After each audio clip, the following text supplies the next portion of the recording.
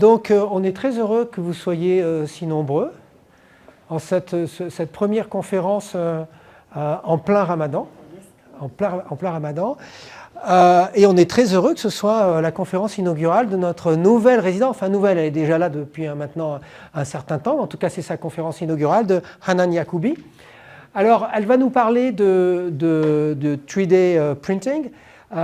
Alors, les imprimantes 3D, tout le monde en a entendu parler. C'est un peu comme l'intelligence artificielle. C'est un peu comme toute une série de choses aujourd'hui, de ces nouvelles technologies qui se déploient à une vitesse énorme, une vitesse presque exponentielle. Tout le monde en a entendu parler. C'est l'objet d'un enthousiasme souvent excessif ou alors peut-être même d'une angoisse parfois excessive.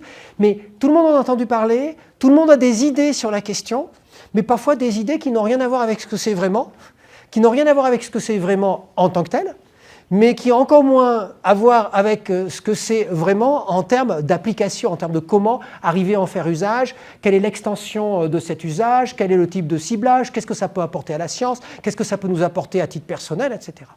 Et donc je crois que c'est de cela aussi dont va nous parler notre nouvelle résidente. Là, il y a sa conférence inaugurale, mais il y aura aussi des workshops, si je ne m'abuse, des workshops qui vont entrer beaucoup plus dans la pratique individuelle et ce que ça peut changer. Comment faire un usage positif des nouvelles technologies. Et quand je dis faire un usage positif des nouvelles technologies, on a le sentiment que ça va de soi, mais ça ne va pas du tout de soi. On le voit avec Internet, on le voit avec l'IA, on le voit avec toute une série de choses. C'est comme si les humains avaient déployé de nouvelles technologies qui sont de plus en plus difficiles, non seulement dont il est difficile de faire un usage positif. C'est bizarre parce que la technologie a été inventée pour rendre la vie des humains plus positive, c'est-à-dire pour qu'ils fassent moins, pour qu'ils consacrent plus de temps à la pensée, plus de temps à la créativité et moins à ce qui serait des tâches qui seront des tâches laborieuses. Et bien, étonnamment, c'est comme si aujourd'hui on était arrivé vraiment à un moment avec une technologie qui permet de faire beaucoup plus et encore beaucoup plus de tâches et même faire des tâches qu'on n'aurait même pas imaginé être possibles, pas seulement se substituer à des tâches déjà existantes, mais faire des choses qui n'auraient pas imaginé être possibles, et l'imprimante 3D c'est typiquement ça. Mais en réalité, à ce moment-là, on voit aussi se déployer des usages négatifs qui parfois prennent le dessus. Donc c'est important de savoir comment en faire usage, de savoir le cibler, de savoir comment l'orienter de façon positive. En tout cas, nous, à l'IS, c'est ça qui nous intéresse. C'est pour ça, d'ailleurs, qu'on a pour thème les transitions. Les transitions, évidemment, ce n'est pas subir les transitions, mais c'est essayer de participer activement aux transitions et uniquement au sens positif. Donc, merci beaucoup d'être là. Merci et beaucoup. The floor is yours, as they say in England. Thank you so much. So, yes, thank you. It will be in English, okay, for students. So thank you, Mr. Raphael, for this presentation. Thank you to Mrs. Nawal Sharaibi, to Mr. Tazi, and to all the member staff of EIS, Institute of Advanced Studies, to give me this opportunity to present to you this presentation about 3D printing and additive manufacturing. So before I start, I want to show you a landscape about 3D printing sector here in Morocco. Maybe one time you will need to print an object in other cities or other fab lab. So I wish it will be useful for you. So the first website that I want to share it with you is the website of Fab Lab Network of Moroccan Public University. Okay, so if you can check this website, you find all the Fab Lab of Public University Moroccan. There are a lot of, you find Fab Lab of in Tangier of University Abdel Malik Saadi, Fab Lab at Bni Millal in Marrakesh, University Qadaiya, that's near of us, Fab Lab of Al Arayis, Fab Lab at Olympic Casablanca, Fab Lab in Qanitra in Ensam Rabat, so my university, Fab Lab of University Hassan II, Fab Lab in Fes, and also Fab Lab in Jadida, University Shuaib Dukali. So this network, they organize every year a lot of conferences and activities for students about 3D, researchers, PhD students, and also students about additive manufacturing and 3D printing. So I start by my university, Mohammed V, because I'm PhD graduated from Ensam Rabat, from University Mohammed Rabat. So we have the first Fab Lab on national scale in Morocco. We have already 5 different technologies of additive manufacturing. We have selective laser sintering, selective laser melting, material jetting, bender jetting, and fused deposition modeling. We have also complete digital chain. We have scanner and a lot of software of simulation, of design computed, and of optimization topologic software. We have also a finishing park of post-treatment of objects. We have detonation oven, microblaster, sand blaster, 2 ovens, etc. So I will show you some achievements at University Mohammed V in collaboration with other faculty. So this is a Muslim of Mohammed V, already printed at Ensam Rabat. Also, this is another collaboration between Ensam Rabat at EMI, also École of Engineering, Mohammedia Engineering in Rabat. It's about 3D printing projects about antenna support for breast tumor screening and model of fiber optic natural lighting system. This one also a collaboration between medicine faculty at Ensam Rabat.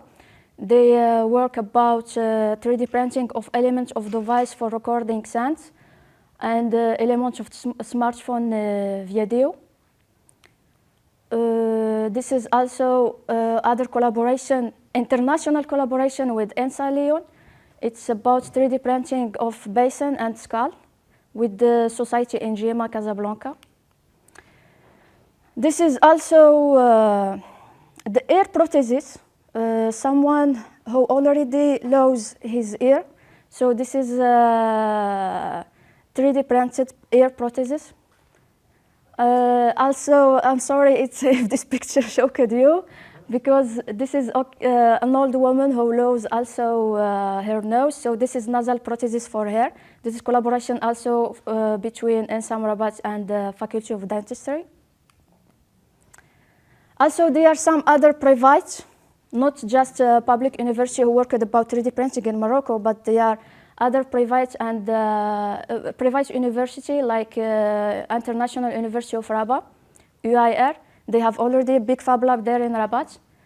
Also, Oromit Fes, they have also a big technologies from AOS Society who worked already on 3D printing.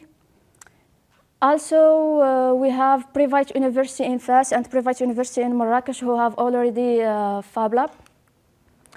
For Moroccan industrial companies, we have 2 big society here in Casablanca in Morocco who already worked on additive manufacturing, are specialized already in this topic. The first one is Thalys company, and second is Ingema company in Casablanca. Also, we have a big Moroccan association on 3D printing. This is the website of this association, Association Marocaine de Fabrication Additive et d'Impression 3D. It's based in Casablanca. And every year they organize an international conference on additive manufacturing and 3D printing called CASICA. So the next edition, it will be in April, between 23 and 25 April. Okay, if you want to participate, this is the edition of 2025. And here at UMCSP, because I know you are students here, but maybe some students, you don't know where is exactly the Fab Lab here in UMCSP or the other laboratory who worked already about 3D printing. So I'm here since 10 February, and so I can visit some interesting and amazing Fab Lab here at UMCSP. The first one is Innovation Lab for Operation, ILO. So they have a lot of technology of additive manufacturing and 3D printing. A lot of brands, Zortrax, you can find Creality, SLA from 3D System, and Scanner 3D. So you can visit this Fab Lab. It's near of Stargate, outside of UMCSP. It's near of Stargate, and you can check check the website and visit them to print your objects, because it's open for all the departments of UMCSP. The second school is the School of Architecture, Planning and Design. The responsible is Amin Nawawi is here. Thanks to be present. So you can contact him to print your objects there. It's 3D printing center. They have a lot of machines, type FDM, fused deposition modeling. The brand is Creality, so they do a lot of amazing objects. They try to print houses and infrastructure, maquettes, etc. Yes, for architecture, yes. So before I start, I want to talk about the Industrial Revolution 4.0. So now you know we talk about Revolution Industrial 5.0. Okay, so the 3D printing is included in the Revolution Industry 4.0. So you know we have Industry 1.0. It's about mechanization. After this, we have Industry 2.0 about electrification. After this, we have Industry 3.0 about automatization. Then we have Industry 4.0 about digitalization. And now, between 2020 until now, actually, we talk about Industry 5.0. It's about personalization and humanization. So the Industrial Revolution 4.0, also known as Industry 4.0, refers to the fourth major phase of industrial evolution. It is characterized by the increasing integration of digital technologies. So we find 3D printing here without IoT, Internet objects, big data, blockchain, augmented reality, cloud computing, and cobots. So if we collect all this process and all this technology in the same process, we can say that this is the Revolution Industrial 4.0. So the additive manufacturing makes us to start from idea to reality. You can print everything that you can imagine. We can print everything already existed or everything you can from your creativity or your imagination. I will give you the definition of additive manufacturing according to Stordon Afnor. So the definition is that all the processes enabling the manufacturing layer by layer by adding material of physical objects from a digital object. So we have other synonyms of additive manufacturing. You can find layered manufacturing, 3D printing, digital manufacturing, rapid prototyping, and rapid production. So what is the difference between additive manufacturing and subtractive manufacturing? You know, the old processes in industry are subtractive manufacturing. En français, c'est la fabrication soustractive. D'accord? Donc, so what is the difference? In the additive manufacturing, we add the material layer by layer. But in subtractive manufacturing, we eliminate material. Give me some processes in subtractive manufacturing that already know. Like what? Turning? Yes, usinage, yes. Tournage, fraisage, milling, turning, casting, moulage, welding, soudage, etc. So we eliminate material, but in additive manufacturing, we add the material. This is the difference.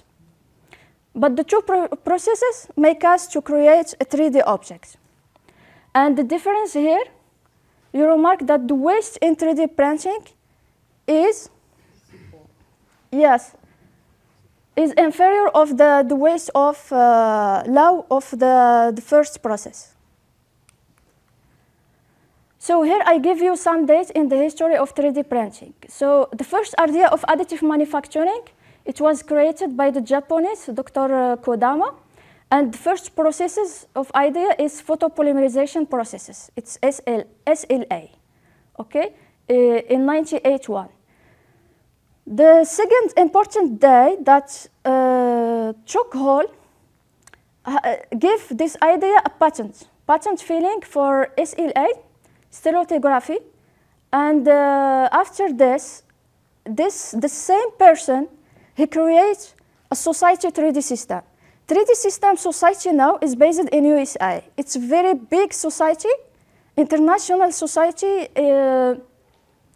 who products already and sell all the brands of the additive manufacturing technologies.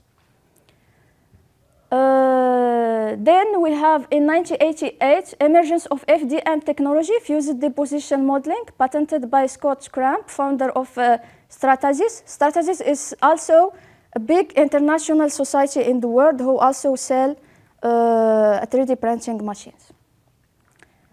In 1991, they start commercialization of the first industrial 3D printers, SLA and FDM. Then, after this, we found the operation of SLS technology, selective laser sintering, by Carl Decker at the University of Texas, also in USA. After this, in 2005, we have launch of the REPRA project by Dr. Adrian Bauer, aiming to create an open source 3D printing capable of self-replication. After this, in 2008, we have first functional prosthesis 3D printing. And then in 2010, we have popularization of desktop 3D printers, notably thanks to MakerBot. So MakerBot is brand of 3D printing. In 2017, we have development of bioprinting to create biological tissue health medical research. So actually, all the researchers in the medicine try to print heart in 3D by 3D printing. It's called bioprinting. And other organs, not just heart, other organ, other biological tissues. In 2020, we have 3D printing of, yes, we have the 3D concrete printing, 3D printing of construction of houses and infrastructure. You know, now in Dubai, USA, in Europe, they already try to print big houses using just 3D concrete printing. In China, the hospital during COVID-19, so they print these houses very fast and in short time, and also with low cost. In 2024, we know the increasing integration of artificial intelligence and 4D printing. So we don't have just 3D printing. We know we have 4D printing. So 4D printing, we use not like the material used in 3D printing, but we use smart material.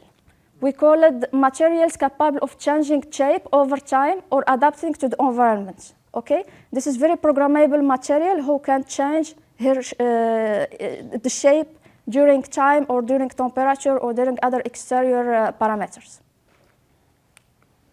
Okay?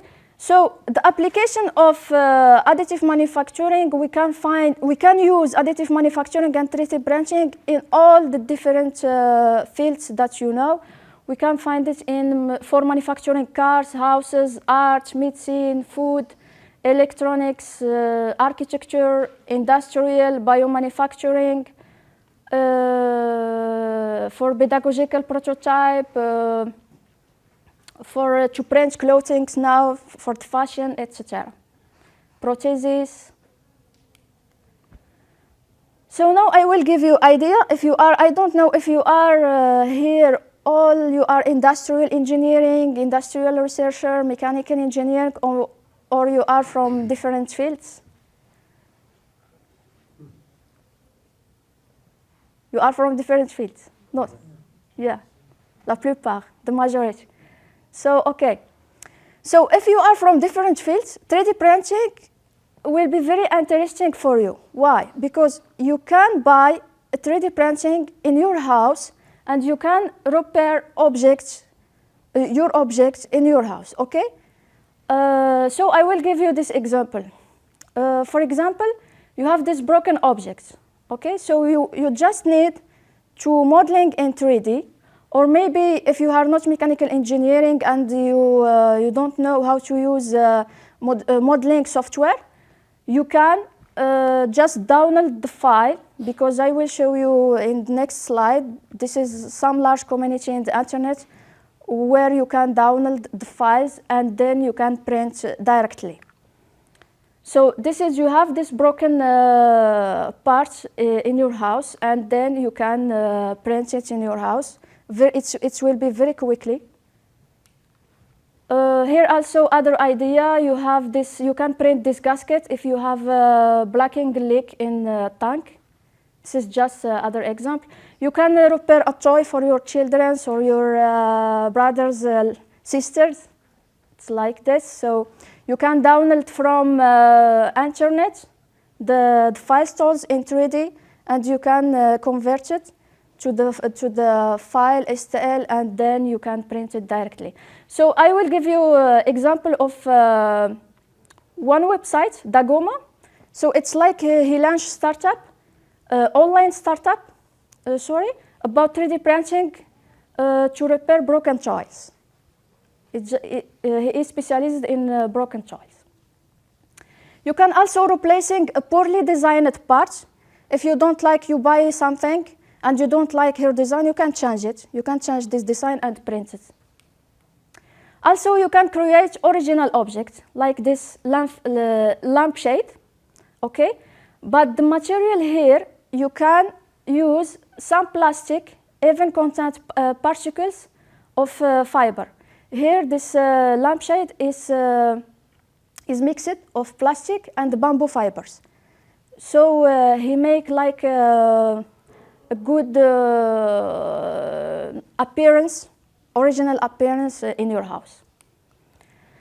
So as I say, you can download the 3D model from a large community from internet. I will give you some websites, interesting website like Thingiverse. Thingiverse is file sharing platform where you can download your model and directly you can print it. If you don't know how to, you don't know if you don't have time. Maybe the shape is very complex and you don't have time to modeling this this part. The first one, so this call it the Thingiverse.com. The second one is OpenDisk, and you have Calc 3D, and then you have your Imagine.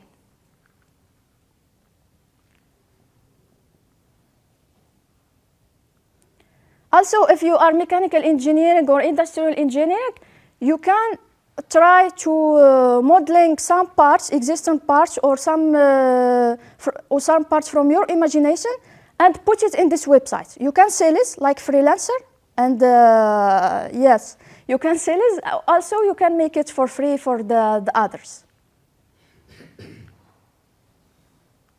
Okay. So this is other example. So this is some small flower spots, box with mechanism reproducing the iris of camera, Tyrannosaurus skull taken from real fossil scanned. This is for Bouziane, Professor Bouziane. This is virtual reality headset. All you have to do is slide smartphone inside. This is also for students who want to create very complex mechanisms such as robotic arms. And here is an example of mechanism that is both beautiful and educational, a clock to print. And after this, we do an assembling parts. So this is other very important example for 3D printing of solar panels. So now, actually, they try at the University of Newcastle. They try to print solar panels, and this solar panels could be cheaper and more convenient renewable energy solution to the Australian homes. Okay, this is the Professor Paul Dastor who printed first these solar panels, and you see the shape of the solar panels. It's not like the actual panels use it. It's not big. It's like a sheet. So this 3D printed solar panels is more efficient, less complex, and cheaper. And the 3D solar cells can also capture more sunlight than conventional PV models. So it's very interesting. It's in this field, in the energy sector, the use of 3D printing technology. Also, you can find now in fashion, they already use 3D printed dress, 3D printed shoes, 3D printed old clothes, different clothes, okay? Also, you can print a dog prosthesis for dogs, animals, cats, okay, to help animals. This is also other example, just I give you house of cat, for cats, support of phone, distribution of coffee, etc. And this is other example of shows made with 3D printed. And they are very international brand now, who actually try to sell 3D printed shows and try to innovate, etc. So you can have shows that fit your foot perfectly. It will be more comfortable, lighter, and have an interactive shape. Also, during COVID-19, I want to give you the role of 3D printing during the pandemic of COVID-19. So they try to 3D print valves, respirator valves for hospital. It was very useful. And they try to print 3D respirator, ventilator, like this. Also, the Society Decathlon tried to transform the easy breath mask to a respirator, very easy, using 3D printing technology. Also, they try here in Morocco, or it was international, so they try to print visor masks. This is another example for 3D printed door opener to avoid direct contact with handless. Also, this is 3D printed device capable of eliminating virus from the air. This is also another example, 3D printed connector to supply oxygen and create positive expiratory pressure. And this is other device like a ring, so to stop touch directly to the door, etc. This is also some other innovation object, LU touch, a tool to open and close doors and windows while pressing button and switch, so to avoid the directly touch. This is also 3D printed safety glasses. So that's all. That's just example for you to know how 3D printing play a role in industrial or in medicine or in other fields. So why we use 3D printing? What's the point? So we don't need, there is no dedicated tools. This is very quick and inexpensive validation of concept. We can reduce costs and iteration times. So this is the difference between additive manufacturing and conventional manufacturing. So it depends on the costs and the production volume, and also the other curves shows the complexity of parts. So we remark here that if you want to print a lot of parts, it will be, in comparing with conventional manufacturing, it will be very expensive, okay? But here in the second curves, if you have a very complex shape of parts, it will be, the additive manufacturing, it will be a very useful solution for you than the conventional parts. Because additive manufacturing, it's still very expensive solution actually. So using 3D printing make non-possible to machine parts. So make us to print very complex part like you see in the pictures. Also, we can reduce the weight of the part while maintaining their performance using topological optimization method. So we can reduce the mass, and consequently, we can reduce the consumption of materials, and we can reduce the cost of our object.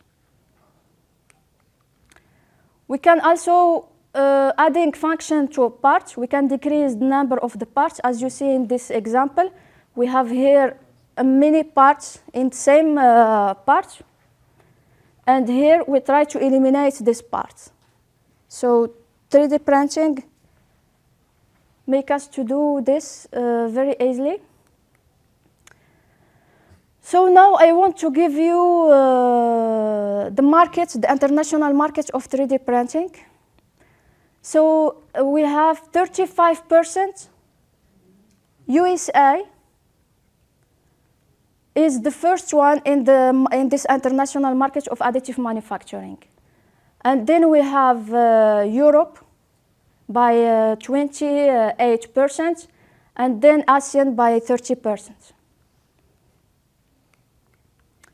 So the global additive manufacturing market shows an overgrowth of 35%. Metal 3D printing is rapidly gaining market share. We have dynamic supported by metal growing by 70%. You know, I will show you, we have a lot of type of process. We can print polyamide parts and metal parts, ceramic parts, and different materials. We can print different objects by different materials. But here, the market who grow very quickly, it's the metal parts, okay? The 3D printing metal parts who grow and they increase very quickly in these last years. Also, here I show you the sector, the application sector of 3D printing. So we have 20% in automobile, 20% in manufacturing, 18% in aerospace, 14% in consumption products, and 11% in medical dental, and 5% in university, 3% in architecture, and 5% for others sector. Here also, I show you the sector requiring on 3D printing. So the sector who requiring the most on 3D printing are 22% are the aeronautic sector, then biomedical, automobile, industry, Fab Lab startup also, etc. So here in the other curves shows the other sector like design department, research and development department, commercial department, marketing. So who use 3D printing the most? Yes. When you talk about design, do you talk about the fashion industry too? Yes.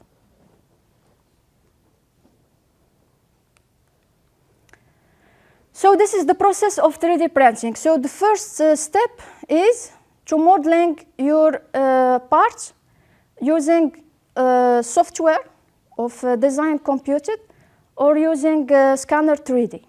Okay? Then we print, then we have test, and then we have adaptation. This is also the old process of manufacturing production. We need to create a mold, and then we need to, the next step is the production, and then this is, we have a test. And we don't have adaptation. So this is the first step, as I say. We can scan your existing, if you have an existing part. If you don't have, you should try to modeling this using, for example, CATIA software, SolidWorks software, Autodesk Inventor software. So all the computed design of software using in engineering.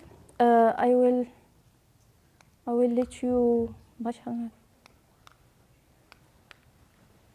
maybe like this. Also. Hi, I'm Tom with New Measure 3D. Today we're going to look at scanning a couple of parts with the Artec Leo 3D scanner. So I'm going to scan it in this top orientation, flip it over into a couple of other positions, and have a fully aligned model by the end of it. Also, I'm going to show how the Leo can live stream what the Leo is seeing and scanning real time. And then we will review our results. So to get started, you just pull the trigger on the back side of the scanner. And I'm just going to start scanning by walking around my part.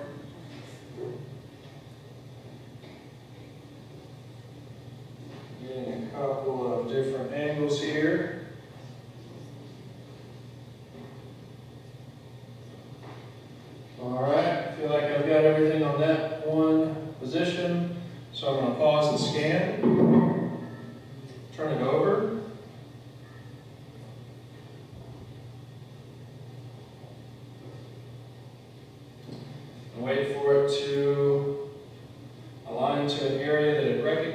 sequence,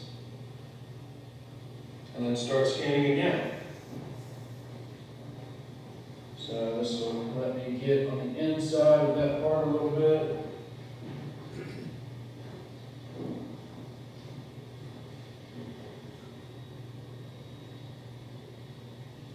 All right, I'm going to pause it, flip it over one more time, do that same thing, and I should have everything that I need after that.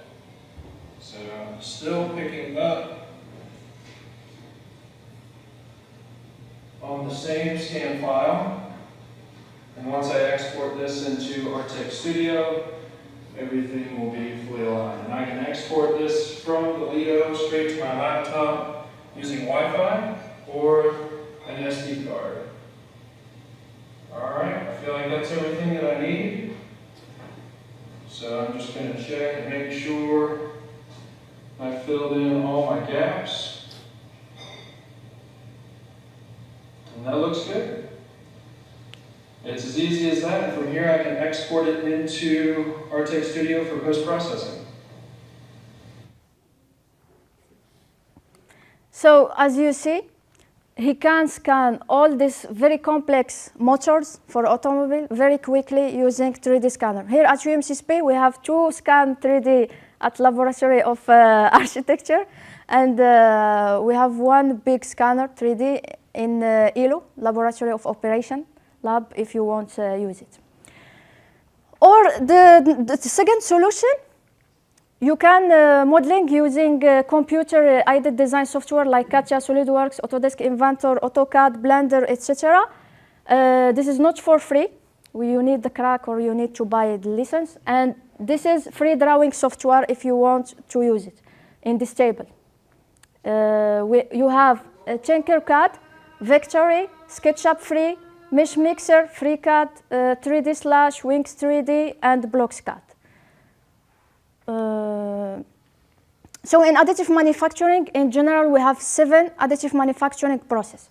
We have fused deposition modeling. We use a molten thermoplastic filament to create successive layers. We have SELL stereolithography, solidification of photosensitive resin by exposure to ultraviolet light. We have selective laser sintering, SLS. We use powder as a material, not filaments like FDM. We use melting powder, usually polymer, by laser to form. We use CO2 laser to form layers. We have selective laser melting SLM. It's like SLS, but the difference here, we have metal powder, not polyamide powder. It's melting metal powder by laser to create metal parts. We have also banded material deposition, using an adhesive layer to assemble sheets of material, then cutting into the desired shape. We have also bender jetting. Other interesting technology is superimposing layer of powder with selective application of bender to create solid objects. We have material jetting, is 3D printing process where liquid material is deposited drop by drop to build highly detailed and smooth parts. And at least we have directed energy deposition, DED, is additive manufacturing techniques that uses a high energy source to melt material, such as wire or powder, and deposit layer by layer to create or repair metal parts. So the difference between all these processes are the used material and the precision and speed, etc. So they have a lot of difference between them. So here, according to the classification of ISO and ISTM, so you know ISO is the organization of standards, international standard organization, and ISTM is the association of test and materials, also international, who give the norms for this sector of additive manufacturing. So the difference between all these 7 processes are the materials, the precision, as you see in this table, speed, and the application. So for FDM, the precision is medium. The speed also is medium. For the SLA, the precision is very high, but they use photopolymers resin. The speed is medium, SLS and SLM depreciation is also very, very high, and the technologies of SLS are very expensive than the 3D print of FDM and other technologies. The speed is slow to medium. Bender jetting also depreciation very medium, speed very fast. Material jetting very high, speed medium. They also the precision is very medium and speed medium to fast, etc. So I will let you with this video.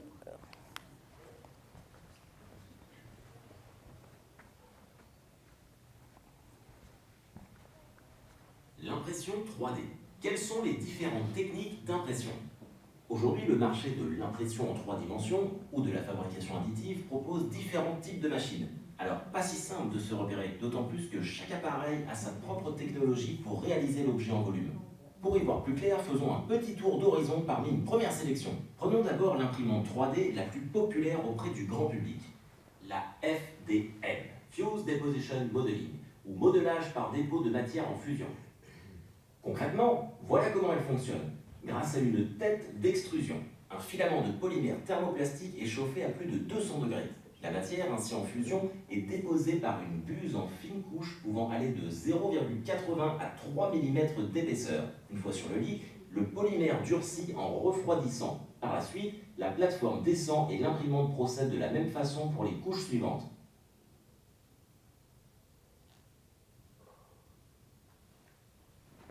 La seconde machine fonctionne un peu différemment. La SLA, ou stéréolithographie apparatus, est la première technique de fabrication additive jamais inventée. Elle s'appuie sur le principe de photopolymérisation. Et oui, pas évident à prononcer.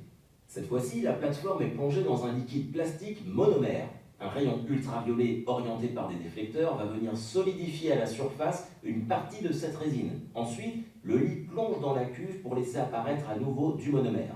Le laser recommence alors son travail. L'objet est ainsi solidifié couche après couche. Une fois fini, il est complètement immergé. Il ne reste qu'à sortir le modèle du gel. Le troisième procédé d'impression 3D est la technologie Polyjet. Elle fonctionne également sur la photopolymérisation et ressemble beaucoup à nos imprimantes à jet d'encre classiques. Grâce à ses multiples têtes d'impression, la Polyjet peut combiner plusieurs matières ou plusieurs couleurs. Ces embouts déposent goutte par goutte de la matière photosensible sur un support de gel. Une lampe à ultraviolet vient durcir la matière.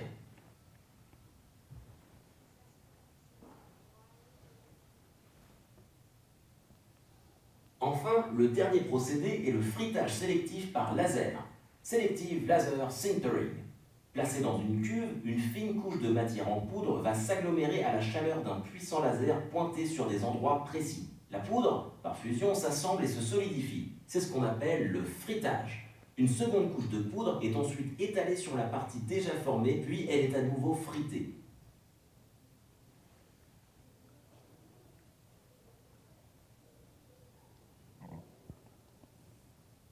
Il existe aujourd'hui plusieurs technologies d'impression 3D, mais quel que soit le procédé employé, l'objet en volume est toujours une succession de couches en 2 dimensions.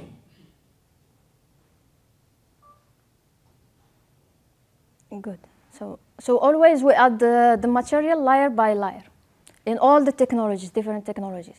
So here's some classification of 3D printing material. If you need to print polymers parts, you can use a different technology, like fused deposition modeling or selective laser sintering or stereolithography.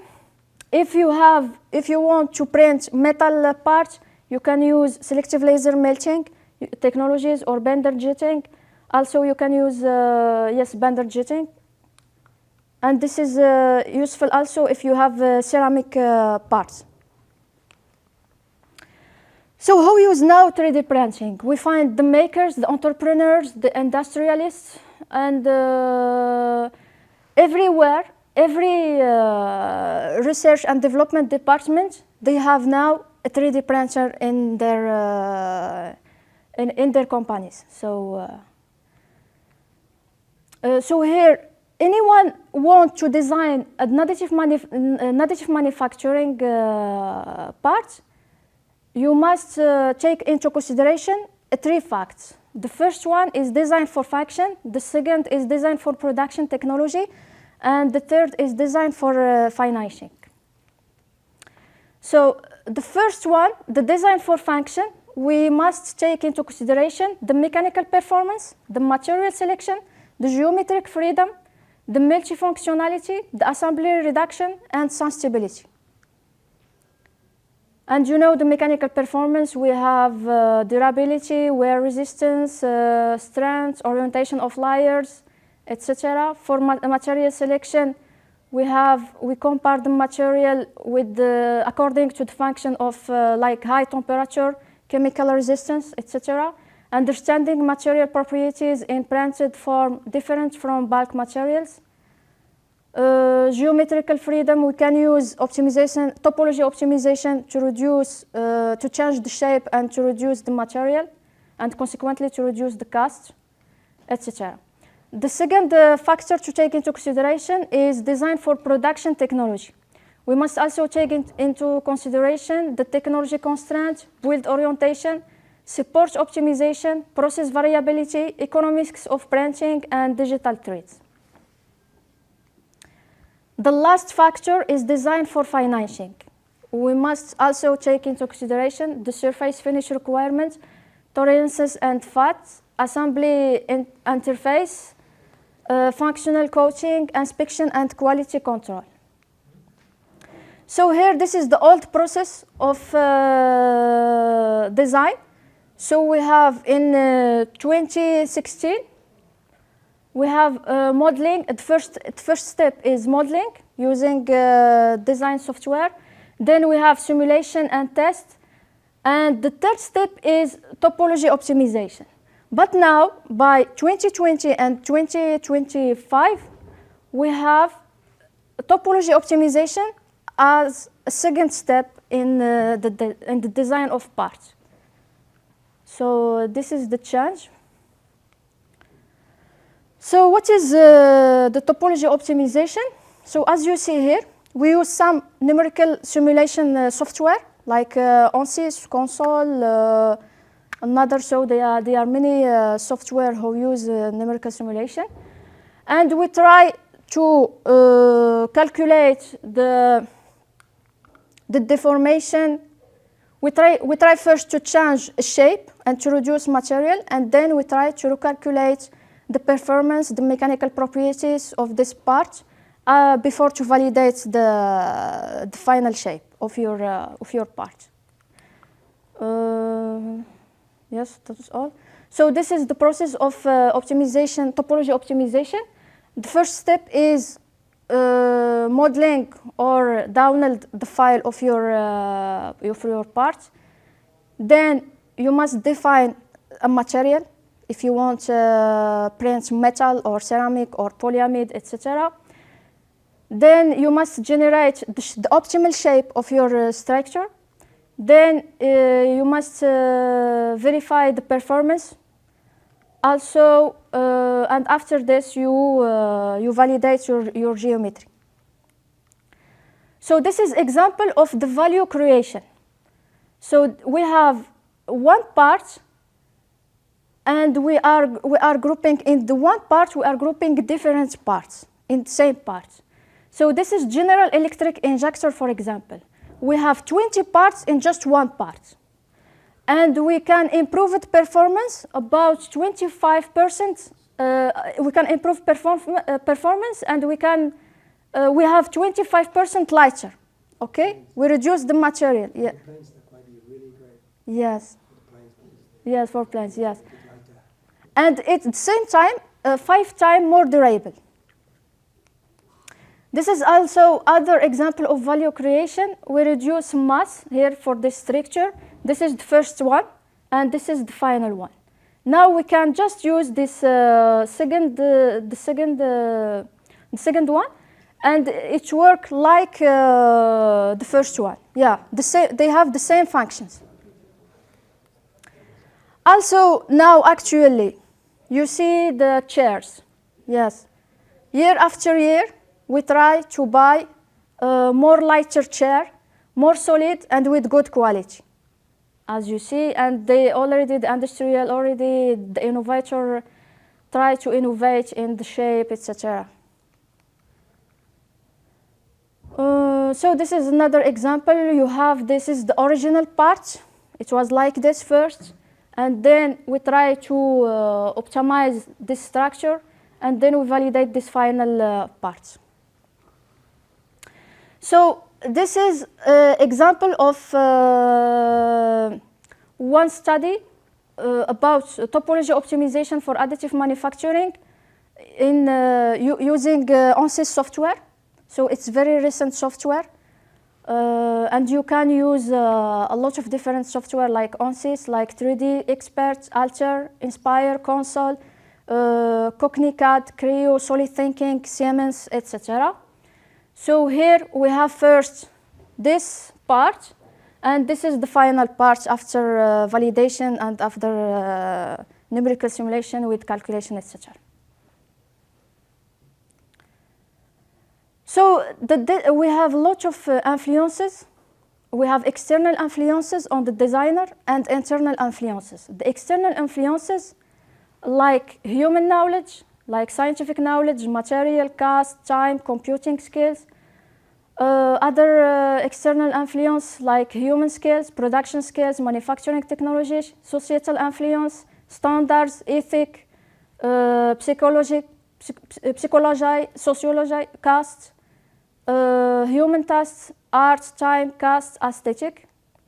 And for the internal influences on the design, we have history, imagination, communication, skills, experience, sense of social problems, morals, passions, etc. So the opportunities offered by 3D printing are freedom of design. We don't have no limitation of shape. Production of single parts, function integration, saving of material, again in a must.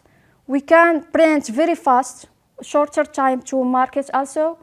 We reduce the cost manufacturing, we reduce the stocks, and we have a very large material choice. We can use it in 3D printing. So now, how we can choose the rapid prototyping process? How we can choose for our objects? So there are two criteria. The first one is technical aspects, and the second one is economical aspect. So the first one, technical aspect, is depending on the function of the prototype, and the second one is linked to investment and operating costs. It's depends to the volume of work, the material, the surface condition, the precision, shrinkage, stability, the deadline, the completion, and the environment and the price. So we do a comparison by technology type, by field of application, by employment criteria, by gain criterion, and by capacity. So this is the result from my research. If I want to choose how to 3D print, for example, this pelvic, I will use a selective laser sintering, or I will use fused deposition modeling. Which one is preferred? So we have do these studies depend to the time of 3D printing, and also to the depend to the cost of 3D printing. And we have found if we have a lot of parts and I need to use selective laser sintering, selective laser sintering will be a better process for my objects.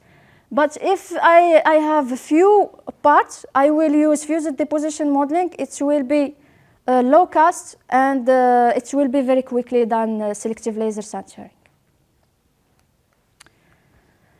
So this is also a difference between processes dependent to surface roughness. So here we found all the technologies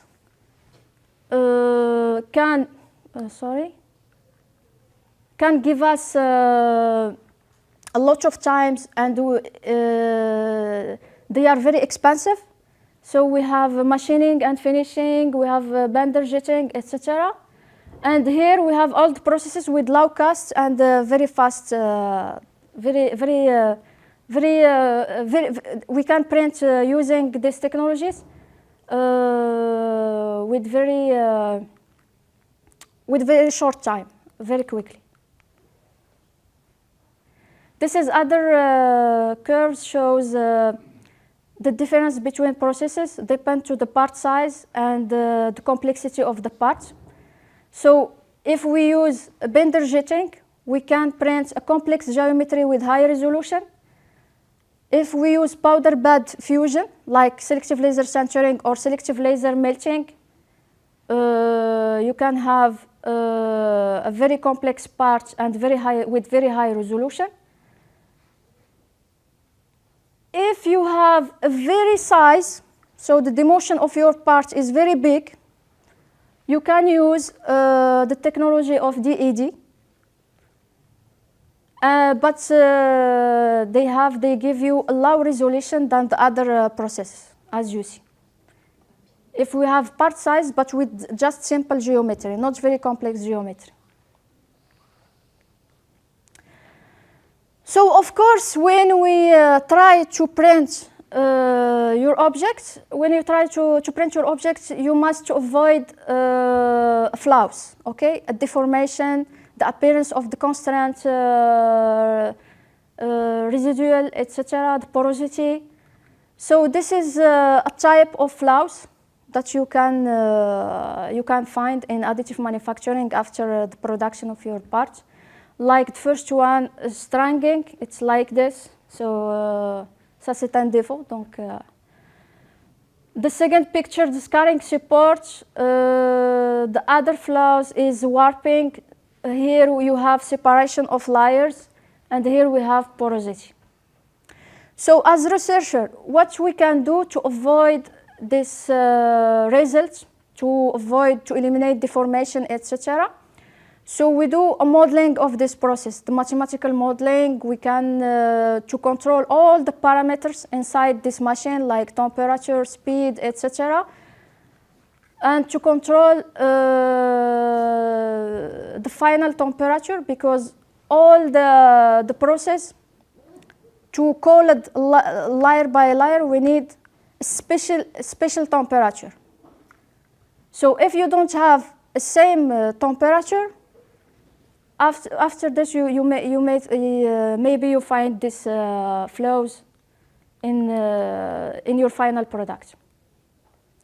This is also other potential problem with parts quality in 3D printing. Is called delamination, and this is curvature and lateral gouge, as you see. So you have the part like this, the final part is like this, not. And also lateral gouge if you have something you write, or you have you need to write some phrases, etc. like this, some details, some precision. So you must avoid this problem. So this is some materials used for fused deposition modeling. You can use PLA, ABS, TPU, PETG, nylon, composites, etc. For SLI, you can use flexible resin, standard resin, dental or biomedical resin. For selective laser sintering, you can use nylon, PA12 and PA11. For 3D concrete printing, for construction houses, you can use high-performance concrete, and also you can use ecological concrete with biosourced fibers. You can use lightweight concrete, fiber-reinforced concrete. For selective laser melting, you can use stainless steel, aluminum, titanium, specific alloys, etc. Also, we can use, we develop, so as researchers, we try to develop very ecological materials like bioplastic, PLA reinforced with natural fibers, composites based on wood, clay paste, raw earth, recycled material, etc. So here, like for organic objects, you can use biological tissues, bioprinting, called bioprinting, ceramic composites, wax, also food materials. So now we're trying to find new materials suitable for 3D printing day after day. So this is the challenge today of researchers and in industry. We try to select material. We try to find very ecological material, recycling material, and rigid material. And why we try to do this? You know, the industrial evolution. This is example of phones. So before we have a big phone, and now every year we have a small phone, cheaper, more rigid, lighter, and with good quality. And this is thanks to the new materials. Also for laptop, before in history, so we have big laptop, and now we will find year after year very light laptop with low cost, etc. Also, we use these materials. It's very useful in the field of rail cars. So composite represent lightweight solution for rail cars, reducing weight by 30% to 60% compared to traditional materials. Because we need the train or railway very fast. Here also the great freedom in the choice of shapes and the ease of obtaining complex geometry. You know, today, so TGV or the other innovation in the rail cars are to find to reduce shape, the appearance also, and we want products, so the parts using in this field with low cost comparing to stamped sheet metal.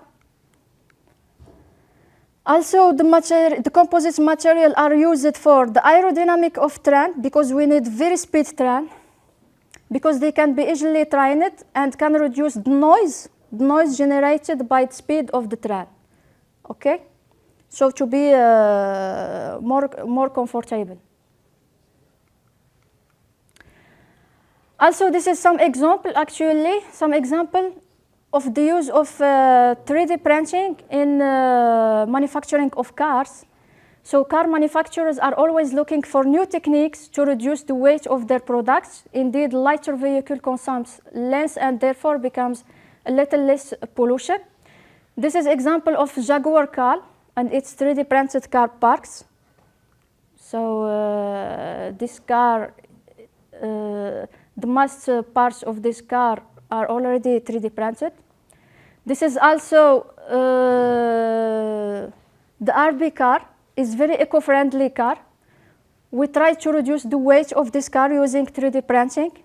It's really an advantage to optimize the structure of these parts and reduce their weight.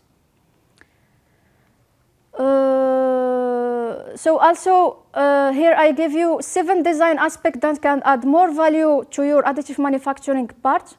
So the first one is the design for minimum of material. Second thing is the design for part reinforcement.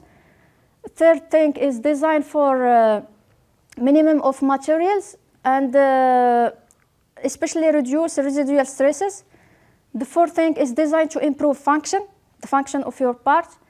5, design for an optimized material type, multifunction. 6th thing is design for optimized building orientation. And last is design for efficiency and traceable workflow. So this is the process, the general process of how to 3D print your objects. So the first one is modeling, or is 3D modeling using scan or software, design software. The second thing is to export the file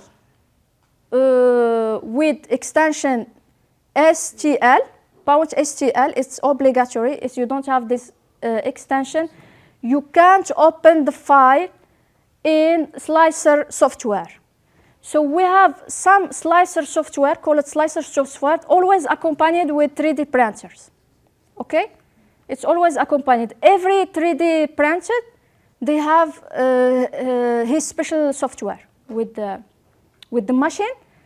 So there we can calculate how many layers that we need to print this part. The time of 3D printing of your part, also a lot of parameters, and we will see this workshop in the next, maybe next month in detail, so how to print your parts using this slicing software. So this is example of some slicers. So we have Slices 3R, and you can check this website. You can download, and then you can open the file .stl, and you can calculate. So how many layers do you need, the time, the consumption of material, etc. The second one is Cura, always accompanied with Ultimaker printers. We have brand called Ultimaker of 3D printer.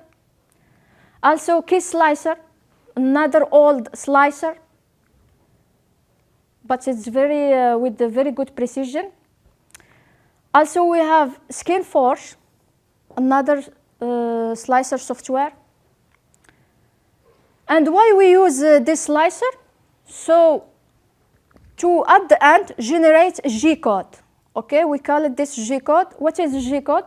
So your 3D printing machine can start just when you give him this G-code. Without this G-code, you can't start 3D printing your objects. So this is all the parameters to set in slicer. The first one is perimeters and infill parameters, print bed characteristic, if you have rectangular bed or round bed or different shape, extrusion nozzle diameters, layer thickness, number of perimeters, supports, speed parameters, type of filament, cooling, speed cooling or temperature of cooling, scarts, print bed temperature, extruder temperature. So we will see this in the next workshop, and we will try. So if you want to participate, try to download the slicer, and we will see. We will have maybe here a 3D printing machine, and we will do some demo, demonstration. Now, so what is 4D printing?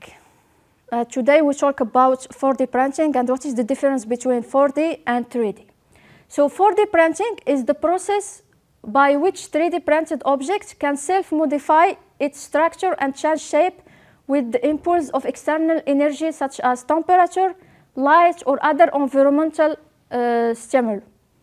So we have we use very intelligent materials, very smart materials, and with very advanced programmable materials. Like I want to show you this video, so it will be more useful. How this material can change the shape because of temperature or time or light or.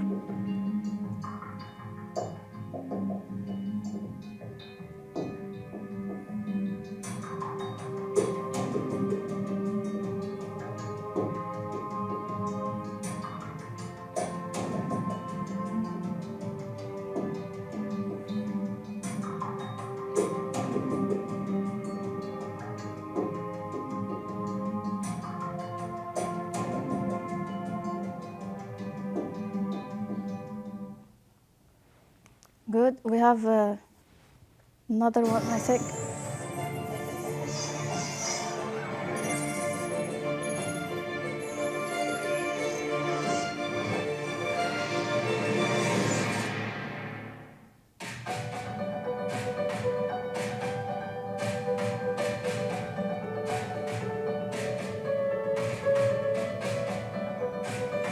This is example of trifle. So they change shape when we have 60 degrees Celsius of temperature.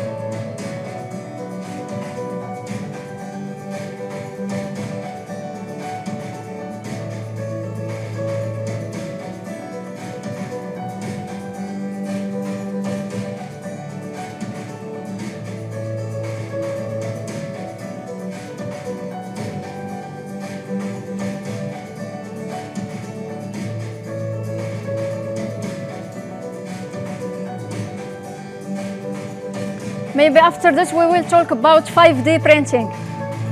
It's like 4G, 5G. It's not yet. So the difference between 3D printing and 4D printing. So we use smart material, and we have dynamic structure. Here we have just static structure, not dynamic structure. Okay, so this is the difference between 3D printing and 4D printing. So the future of 3D printing, we have some elements that appear important, like less inventory of parts. Several jobs will be replaced. We could be able to manufacture functional human organs within 5 to 10 years, and a lot of researchers in medicine try to do this actually. We can help developments in underdeveloped countries. And we have also some constraints, like environmental constraints. So we have waste and recycling. Although 3D printing reduces material waste, some waste supports failed prototypes, is difficult to recycle. We have energy consumption. Some technologies such as laser sintering, SLS, or powder bed fusion, selective laser melting, consume a lot of energy because we have big machine with a big volume. And we have limitation in some application. We have standards and certification. So because we can't 3D print, for example, the arms. We don't have license, we don't have authorization. Yes, they have some ethics. We should respect. For the ethical, we must also respect the patent, the intellectual property. We can download some patent and directly to print. We should have license to use the patent of this part. Also, we must respect security, of course. So this is the other technology, and the last technology is the 3D concrete printing. So, do you have, because maybe some question, maybe to leave some questions. Oh, yes.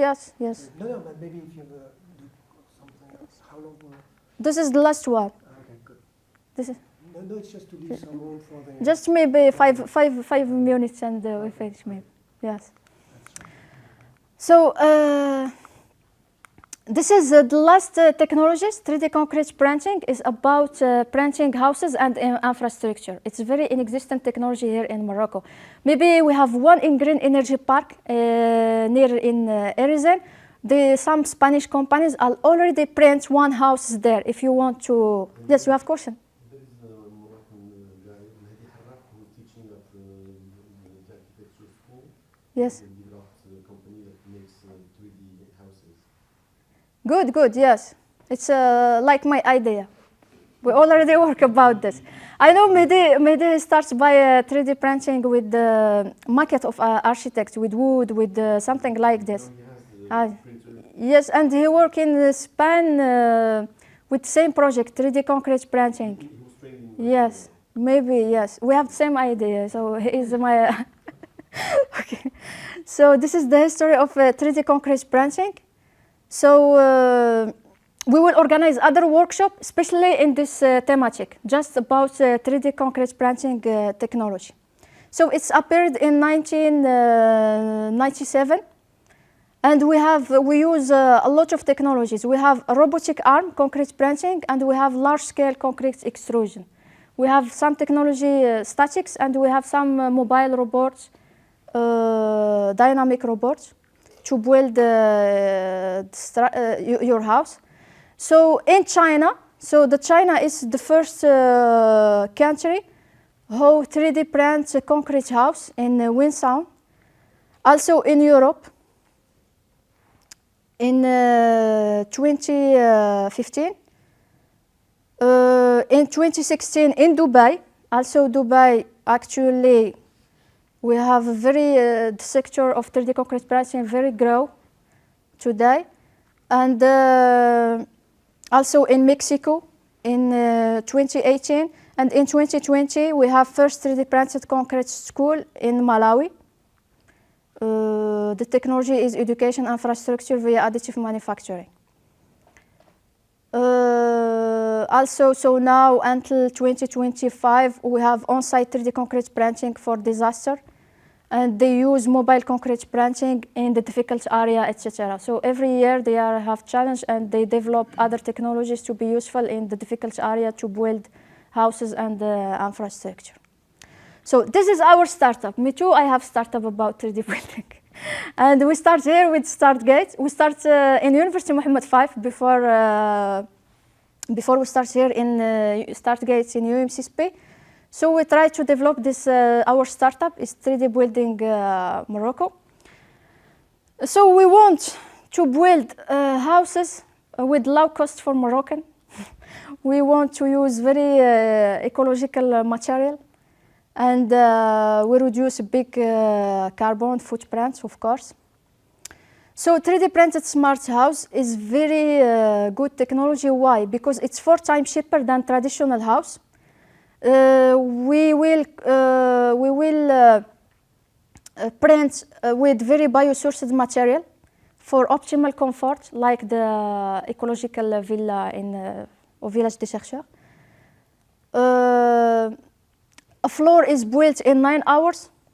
It's very fast. We reduce of up 85% of CO2 emission. And it's very eco-friendly process, and we have the possibility of producing innovative and complex architecture. So the challenge in our startup that actually we can't buy the 3D concrete machine because it's very expensive. And all our incubator, we have many, I will show you, but we can't buy this machine. The plan B is we try with my team to manufacturing our brand, our Moroccan brand, 3D printing robot prototype, like this. It will be a mobile robot.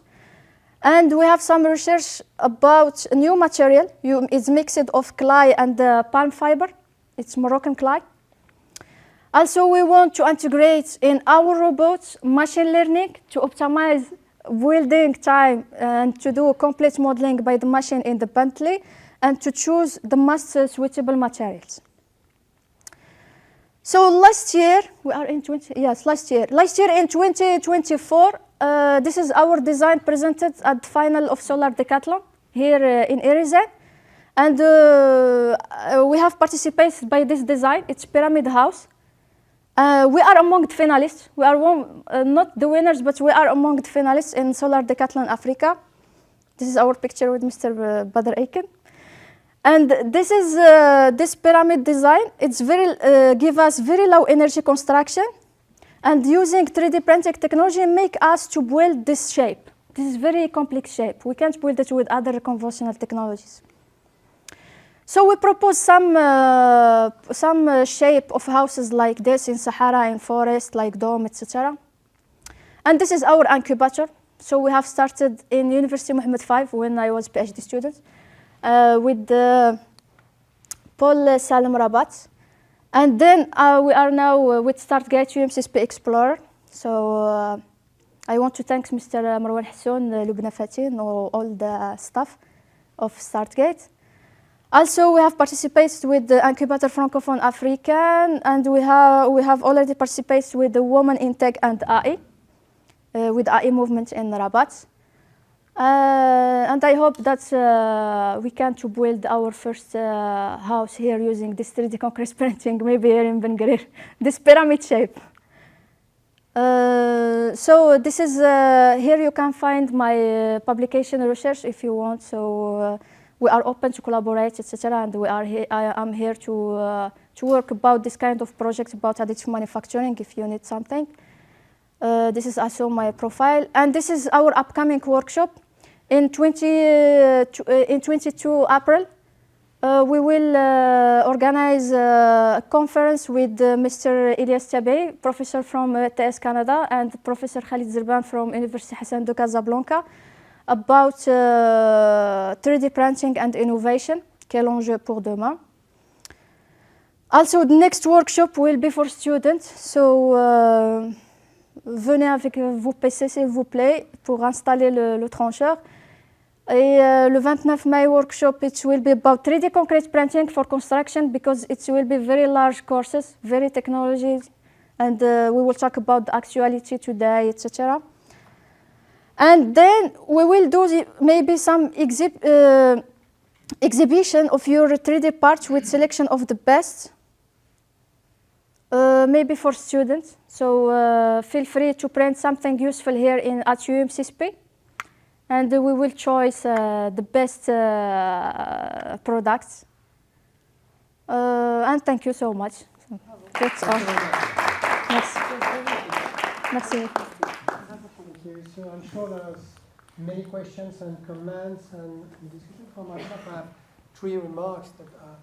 The first remark is that it's actually very, it's related to the theme of the next Science Week. It is about convergence. Because when you were talking about bioprinting is exactly this idea of convergence. When is it engineering?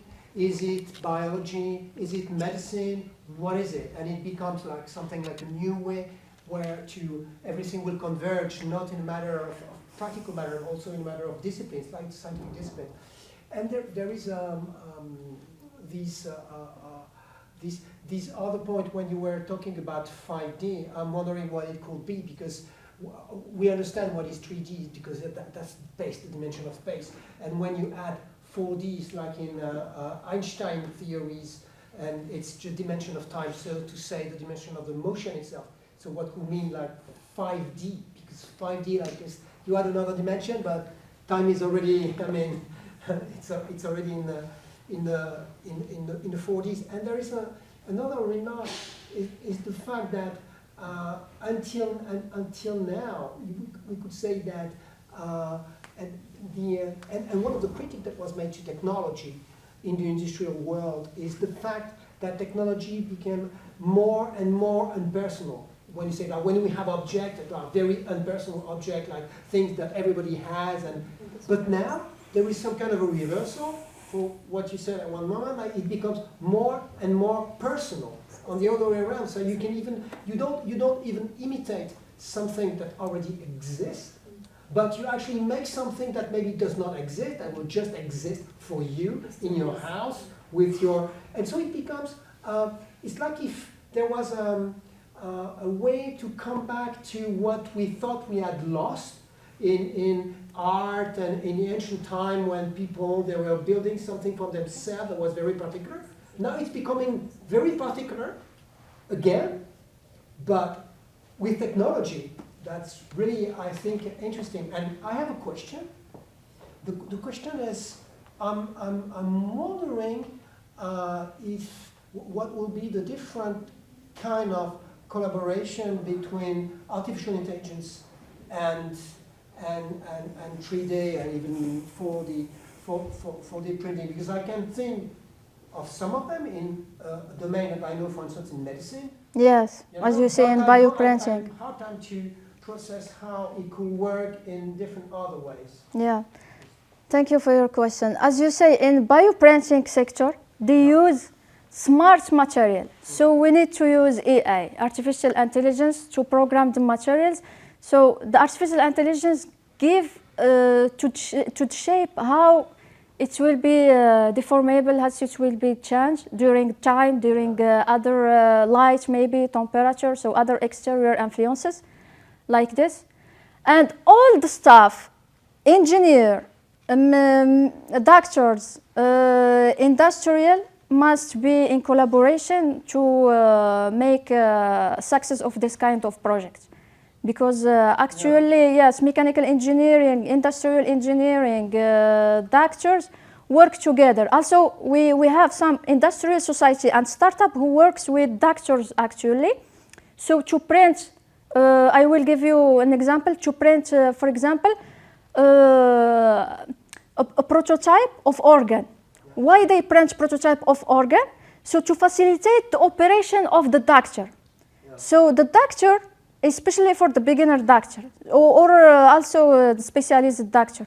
So they try to do the operation first in this prototype organ, after to touch the human. The human. So this is very business. This is business actually. It's for safety. Apparent, yes, it's safety, yes. And they contribute to the success of operation, the complex operation. All right. Yes. You were talking also about fixing objects through 3D printing. But do you think that not only on a personal, like when you're at your house and you want to fix something, but not only there, but do you think that it could be used massively for maintenance, like collective maintenance, for instance, plane maintenance, that will be not only to build, to make something, but to maintain it in order throughout the time? Do you think it could be used for that? Yes, with 3D printing we can replace parts, so we can contribute to the industrial, so maintenance of this project. We can print everything that you need. So, Yes. Yes? Yeah, thank you for a very beautiful lecture. My own interest is on the solar panels. Yes. Because I know many parts in the world, especially in Africa, have problem of power generation. Is this commercially viable?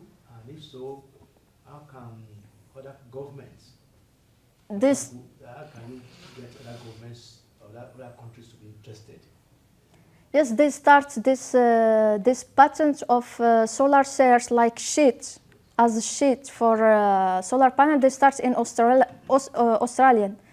But now they commercialize this kind of panel. But maybe it's still expensive a little because in the African country we don't yet see this kind of solar panels. But in Europe it's already used because it's optimized cost and it's very efficient. They capture more light, sunlight, and it's very useful. It's very efficient solution. other question and comments? Thank you for your presentation. Thanks. Can you reuse the material from a 3D printed object? For example, you mentioned shoes or fashion. Can we print some shoes and after a few weeks, if we want to change them, can we just melt or depolymerize the material from the object to reuse it for new printing?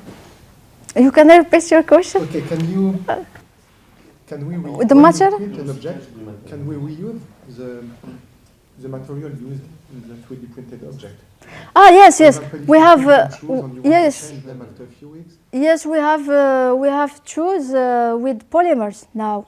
They try to sell shoes with the polymers, also the dress, etc. Not with metals, but the majority use it now polymers. But your question is, after weeks we can change the material Can you automatically. use the printer? This is your question. Yeah, can you use it in the printer again? Ah, yes, yes. It's yes, some material it's recyclable. We can reuse it. We can use it again. Yes, we can. But yes, it depends of the type of material that did you use. But for polymer is recyclable. We can use it second time or just second time, not third time, fourth time, because the properties, the mechanical properties change. Thanks. Other question? Commentaries, not only question, because it's a free space of debate. It's not only in a conference like yours. What is it? Oh. Yes. Yes, yes. Yes. Yeah. The possibility of making human organs. Yes, they have already tried to print heart. It's what Yes, it is bioprinting. heart for yes, for human, yes, and other organ, yes. Is that not risky? Case. Maybe, but the study is ongoing about this. Yeah, it's really But they have success to build to print some organs, But it humans. starts Yes, with human tissues. they start now with animals, with the animals. Good. If you mention that we can do some tissues, that means that maybe we can also create some fabrics. I'm just going to join my colleague who was talking about making shoes. Yes, Can we make fabrics too? fashion. Yeah. I'm sorry, it's like one of the Yes. things that really interests me. But can we make also fabrics that can react to temperature, depends on the field that we are going to use it for? We have some clothes, special clothes for industry, like to protect with security, to protect the technician or engineer who worked in difficult area in industry. We have, they use some smart material, but with nanotechnologic material. We can use nano in 3D printing. Nano make us to, if you see some video in Facebook or in YouTube, we have some clothes how you can't, they can't be they can't be polluted or wait, it's like this. It's automatically cleaning, with automatically cleaning. Another command? Yes, go ahead, and we'll be the last one. Thanks for your speech today. My question is about the concrete 3D print. Yes. What is the benefit of its application? Because the technology we have now is not like for building skyscrapers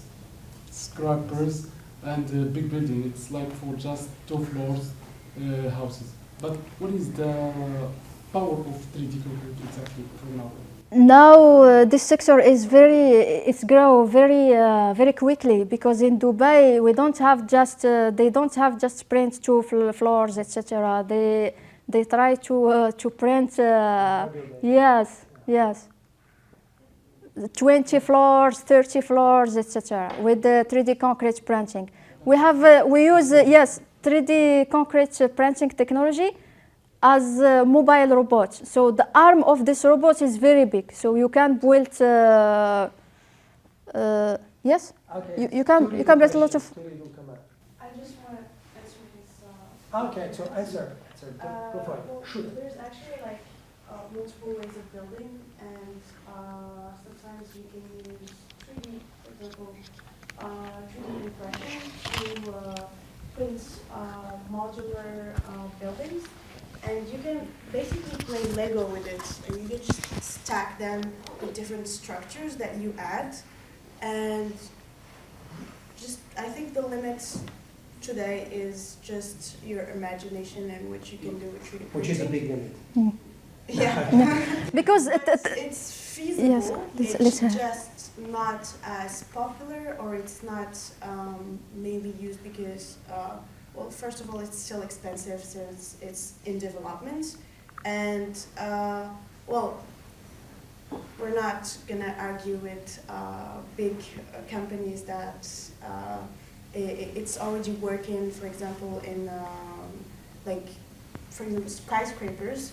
And I'm gonna give another example of modular things, so you would understand it better. The facades that you have in the riads are actually prefabricated.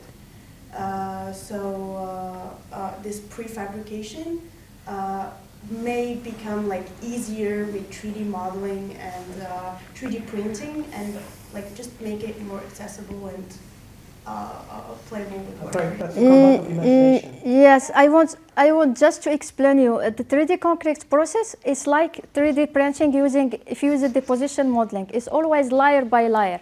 Yeah, we print the floor layer by layer. We have 2 types. We can't print on site. It's not like prefabricated houses, but we can print on site using robot mobile 3D printing. And also, we can print outside, so inside, and you can, after this, make assembling all the part, floors, etc. If you want small houses, but for the big houses, we must do it on site with the robots. Yeah, because for skyscrapers, for example, it's not only concrete. It's concrete with steel, because the steel make it more strength. But because when you are talking about 3D printed concrete, yes, we don't speak exactly about concrete. We speak about mortar. For now, the technology is now. So the strength of this material is not that big to build like 20 floors building. But the technology that we have now, I think it's not capable of building such big infrastructure for now. But with the technology that we have now, what is the field that we can apply this technology? What is the key advantage of our technology right now? Right now in Dubai, they try to build city, all the city with 3D printing concrete. It's only 3 floors to 2 floors, I think. Yeah, but the challenge, they say that they already try to print with a lot of floors. Yes, very. How we can introduce this In to- China, I also they try to build a hospital very quickly during the pandemic of COVID-19. A very big hospital. In just 1 week, they try, or 3 days maybe, they can to build a big hospital with 3D printing. If it is a question of dimension that you're Yes. mentioning, it's just a question of time. It's a question of All the country are. It's time. Because we are expanding, it wasn't possible to do that like 5 years ago, 6 years ago. There's already the 3 stairs. So Maybe you can have a skeleton made of steel first. Yeah. So it's not 100% 3D printing. no, it's not, yeah, but the question is not 100%. The question is how it can be used to add efficiency, and it already add efficiency. I think. Yeah, so it's the strength in the way it is. The strength point of this one is like efficiency for now. Yeah, but it's already Is it, incredible. for example, in urgent cases? Maybe there was another comment, because after we can discuss forever. So go for it. And it will be the last one. We can discuss just afterwards Yes. among each other. Question and remark. Yes. Thank you. For your good presentation. Nice Thank to you see so again. much. Thank you. So I'm more interested in alloys, the additive manufacturing for alloys, and I'm curious about knowing the preparation of the powder you use.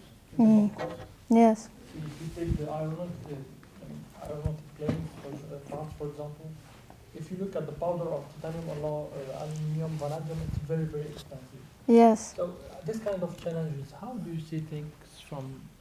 I mean, maybe in the next seminar we must more Yes. focus on, if you have some time, on powder, raw material for the 3D printing. Yes, as we have seen in the studies, so the metal sector for 3D printing grows 70% in the world. So yes, it's very interesting topic than the polymers parts, 3D printed polymer parts. But if you want to print with metal, we can use selective laser melting. Selective laser melting machine, it's very expensive. It's from 3D System Society based in USA. Or also we have other brand from US. Also, it's a little expensive than 3D System, but in general, it's very expensive technologies. The powder also is very expensive. We have some selective laser melting machine in some robots, and we have the same problem. The powder and the material always expensive. So to do to create metal 3D parts for aeronautics students or some demonstration, we have this problem. So we need always to search some partners to buy for us this kind of powders. So it's still very expensive. Just because in the steel making of Yes. Morocco, we are based on scrap, so recycling. So this is Recycling, something yes. we have to discuss. Yes, maybe it will be very. In the workshop, the wonderful workshops. Yes. It will be Thank more you so practical. much. Thank you very much. Now there's a